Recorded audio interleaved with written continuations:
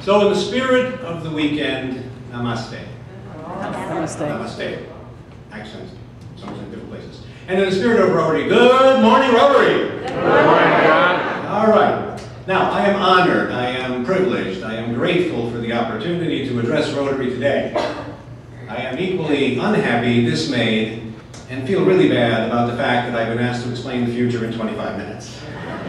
But it is what it is, and so we begin. Let me tell you a couple of things about the future. The first thing you need to know about the future is it will be somewhat familiar to you. It's not as strange and different as you expect it to be. In fact, one of the speeches I give is why America won't be that different in 2056. And I'm about to share some of the basic information with you. Let's begin with an observation. I'd like to tell you a story about a chief executive who came into power almost like a god, expecting to change everything for the better, to bring hope, to create a whole new way for the country to think and understand. 2 years later, the man's in huge trouble with his legislature. Entitlements are an all-time high. We are in debt. The national debt is outstandingly high. I'm sorry, I'm talking about Julius Caesar. So one of the things you're going to find out about the future is we've been there before. We just don't know it. The difference between the average person and the futurist is we know that we've already been to the future. So think about what it is that makes the future. And the answer to that question is change is what makes the future, right?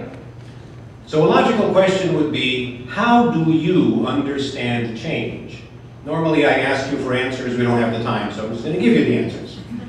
Most people see change like this. It's kind of a road into the future. I can see what's in front of me clearly, I understand it, I'm comfortable with it.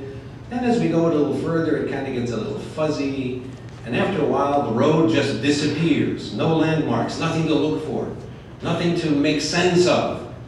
That is why we are uncomfortable with the future. We fear what we do not understand. We fear what we cannot see.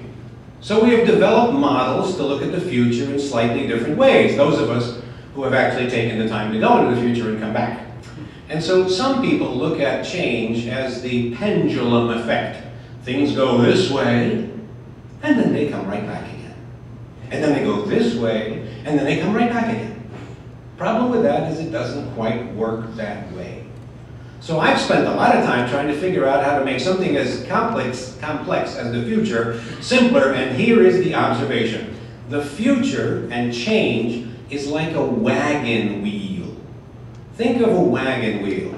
It starts at the 12 o'clock position, it makes a full round and comes back to the 12 o'clock position, but something interesting has happened. The wagon has changed. It is moved in time and place.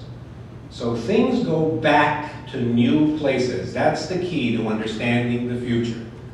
And why do I believe this is so?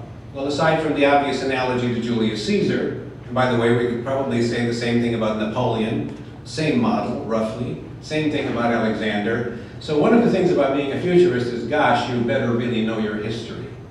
George Santayana once said, if you do not know your history, you are doomed to repeat it. And that is exactly the case. Because the our history is cycles. Everything exists in cycles. The universe expands, and then one day it'll contract. A seed starts small, grows, gets big, dies, collapses. Energy becomes matter, matter becomes energy. So here's the question. If the universe is governed by the laws of expansion and contraction and cycles, could we possibly be different? The answer obviously is no. I'll give you one quick observation of the future economically. The recession is over and will be over. Guaranteed we will come out of the recession. Here's another guarantee. 5 to 7 years later, we will have another recession. How do I know that? Because in the United States of America, my friends, we have had 47 recessions since 1790. If one of you has a calculator in the room, that means every 5 years there is a recession. And by the way, if you took this last thing that happened, which some in the press called the Great Recession, it would be number 30 on the list. So, as a business owner, if you know in a business, you will come out of this, it's going to end. You will go into a rosy period. You will come out of that, it will end. And then the cycle will go on. So that's how we need to understand the future. The other thing we need to understand the future is the difference between what is inevitable and what is actual change.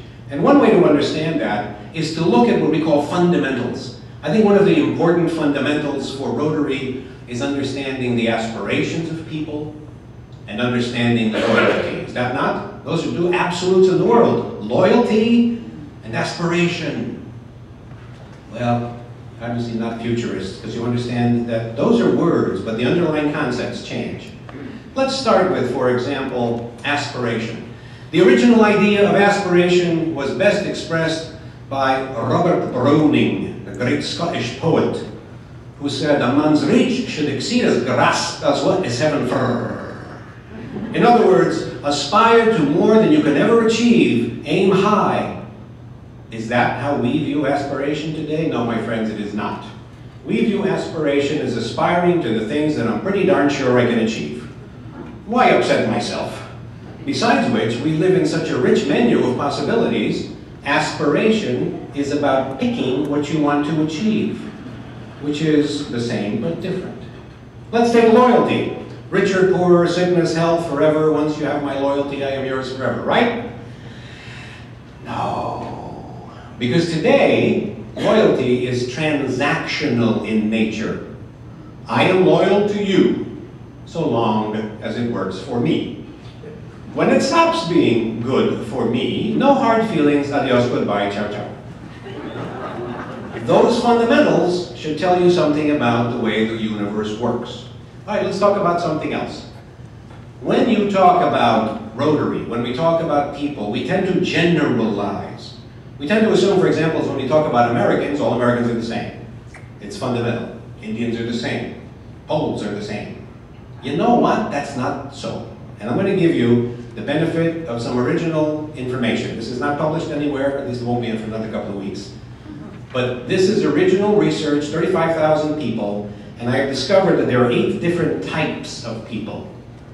I'm going to give you the percentages in America. I think for those of you from other countries, you will recognize these types. You might see that in your country the numbers might be a little bit different. But this is why we get confused, because in America there are 8 types of people who you think might join Rotary. They're going to join Rotary for different reasons.